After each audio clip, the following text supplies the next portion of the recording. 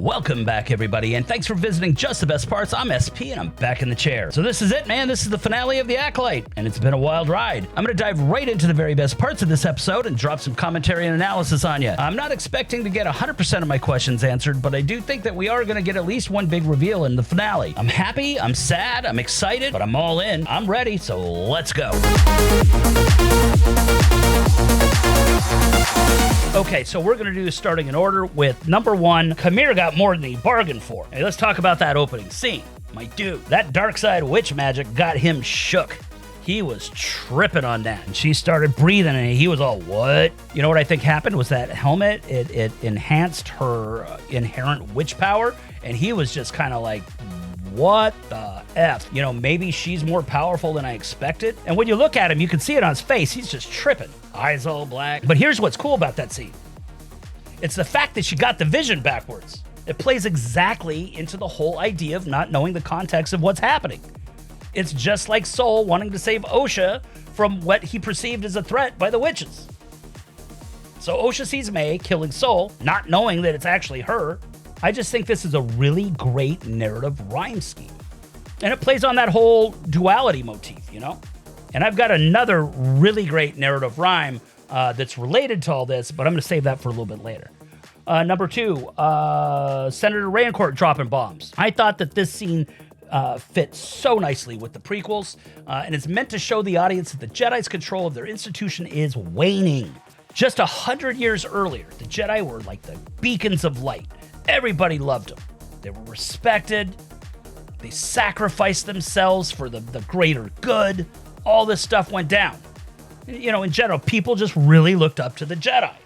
And this is where we get into some spoiler territory for the High Republic books if you haven't read them. If you don't want to hear this, maybe skip forward 15, 20 seconds, you'll be fine. This is where it seems that the war with the Nile really kind of put a chink in the Jedi's armor. And as a result of that war, the Jedi became more institutionalized, more militant, more secretive, especially when it came to the Nameless Terror, you know, the Levelers. We haven't heard a word about them, and we know what they did to the Jedi. They absolutely decimated them. Jedi's numbers were drastically reduced in this era. Now, fast forward a hundy, and we see the Jedi playing fast and loose with not just the Senate, but the Council, and with the truth in general. And it's exactly what Obi-Wan came up with the truth being kind of like this, I don't know. Is it really the truth? Is it not? And this is, again, one of the things that I love about Star Wars is that it shines a mirror on society today, and boy, aren't we loose with the truth right now. Just saying, Star Wars talks to a bigger theme. That's why I love it. And there's Raincourt, and he is not taking any shit off of Big V. And he's dropping the foreshadowing, referencing Anakin. And the shitty part, he's not wrong. He's not wrong. So I thought that was a fantastic scene that just married this show to the prequels. Okay, and number three, Darth Plagueis the Voyeur. He's all creeping around in the dark, checking them out from afar like a freak. This is so exciting. I can't wait. And, you know, you saw from my intro, I thought it was going to be Tenebris because of the timeline, right? So if I recall correctly from the book, you know, Plagueis may have been around at this time, but he would have probably been really young. So I'm not sure if they're retconning the book a little bit here, just a smidge to get him to fit into that timeline, that story. And if that's the case, I'm not mad at it. It's cool. It doesn't break anything for me. And it actually makes more sense to have him than Tenebris, because doing so would just kind of add too much unnecessary backstory, you know, for a character that wouldn't really have much to do or too much of a role in the main narrative. So I'm super stoked. I can't wait to see this character come to live action. I always thought this was a fascinating storyline. It's one of my favorite parts of Revenge of the Sith. So I'm super here for it. And I love the music here. It was creepy, and I thought it was perfect for a new Sith Lord. And number four, the fight scenes as usual. Okay, I'm just going to say it. I freaking love Camille as the Stranger. Dude's fighting style is so interesting and unique. He was a great character to watch, and I think he's going to go down as a major fan favorite.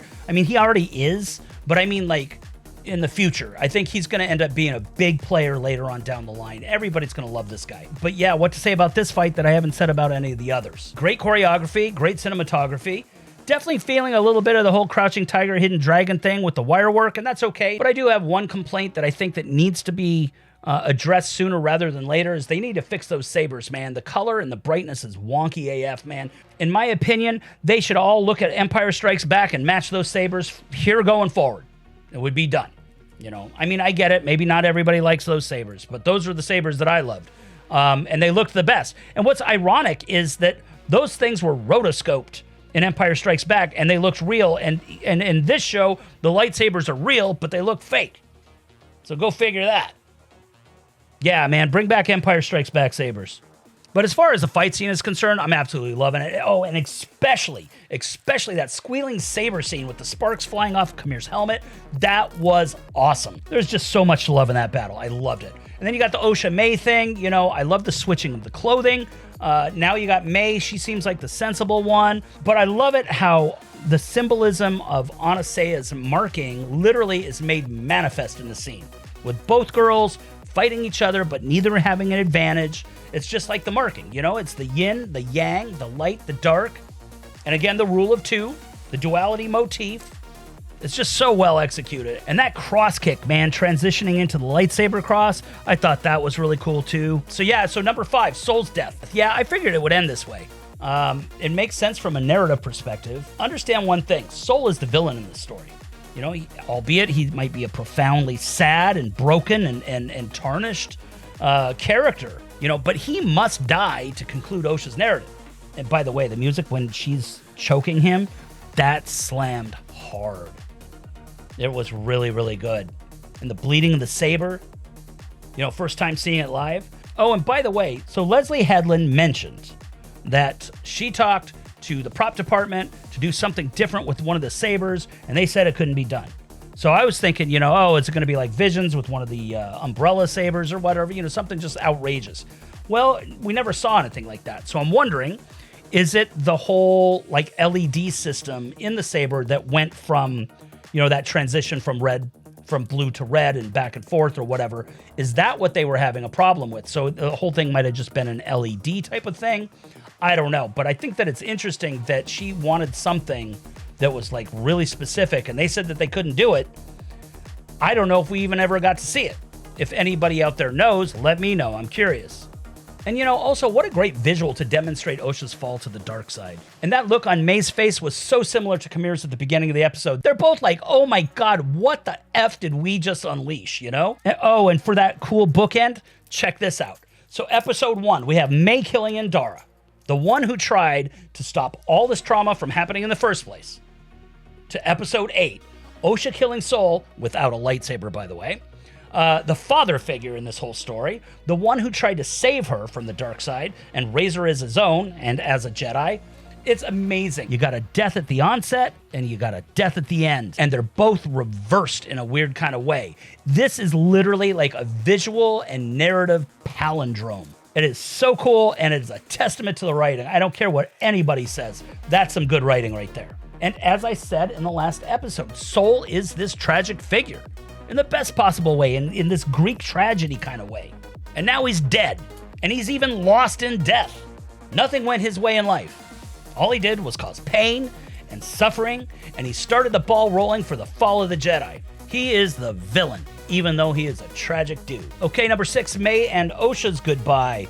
Kamir's not wrong here. The Jedi would have either confined her or executed Osha. But I did think it was interesting that May was like totally cool with her going off and do Sithy stuff with Kamir. She's like, hey man, you do you. But the mind wipe scene, you know, that was a really touching moment. I think a lot of people are going to be cutting onions, but I also think this sets up an interesting dynamic for Vernestra later on down the road. I love the cinematography. I love the way you could see their faces, and they just kept switching back and forth to the scene. Again, it's the whole Acolyte logo. It all plays into it. And number 7, Vernestra's driving the bus and Soul is under it. But before that happens, is Vernestra actually testing May to see what she remembers? Is May going to be an inconvenient truth that needs to be silenced? It sets up an interesting dynamic for a possible season 2 when you think about it. Is Vernestra over there in her cubicle, stress-eating, squeezing a ball, and saying, you know, hey, if her memory comes back, she can undo this whole thing. So is that something that might come up in season 2? And she's thinking, oh shit, now I got to tie up this knot. And I don't doubt that Vernestra actually loves Sol as a friend, as a colleague and whatnot. But damn, she didn't throw him under one bus. She threw him under a fleet of buses. The Jedi Council has become a political entity. It's been compromised, and V fell in line with the rest of them. And it's a harbinger of what's to come. And that's what this series has done just so well. You know, marrying this era, the past, the High Republic, to the prequels. And so we get to see how it all really, truly went down. So all in all, man, I thought this finale was fantastic. I really, really liked it. Yeah, it had some goofiness to it, but what doesn't? It's Star Wars. I'm tired of making that argument. It was fine. I really enjoyed it. And here's a couple other interesting tidbits that I wanted to talk to just really quickly. No title. There was no title in the show. Thought that was interesting. Why? What's that all about? What am I supposed to do with that? I thought that the chase scene through the rings was interesting. You know, was Sol actually going to fire on her ship? Is it just to disable it? What was going on there? Chancellor Drellick, that's a new name. I have not heard of this Chancellor as of yet. I just thought that was interesting. Okay, so when Osha and Kamir were at the mining facility and she wanted to get up on the elevator or whatever, and he was just all like, nope, see ya, bye. Did he just flat out force transport himself into the mining facility? I don't know. I loved it that Kamir just about shit his pants when Vernestra showed up. He's all like, I gotta get the F out, and he dipped. And speaking of Kamir, we never did find out how old he was. Hopefully that's something that'll happen if we get a season 2. And by the way, who's this dude? Who's this magnificently bearded Jedi? He's cool. And last thing, bummer we didn't get no light whip scene. I kind of feel like, you know, they played that whole thing up. It was in the trailer, but then I find out that that was the only scene of the light whip. So I'm assuming we're going to get that in season 2. But I will say this again. I think that the Acolyte is an absolute sleeper. People do not see its value yet. They're in their echo chambers. They've got their confirmation bias. A lot of them have their own agendas. We all know that. But whatever, and that's okay. But the thing that I think will make the Acolyte stand the test of time and age well is not just the subtle story, but the meaningful morality play or parable that runs beneath the surface. And you've heard me talk about this before, but I really do believe it. The reason that people keep coming back to Star Wars is not for the goofy rubber aliens. There's something else under the surface. It always has been. These films have always been political. They've always shined a light on society. I mean, that's what they're about, and that's why people come back. And this show has that in spades. But honestly, in 20 years' time, I think this will be seen as a classic by the young kids that grew up with it. You know, when it first came out, just like we're watching right now.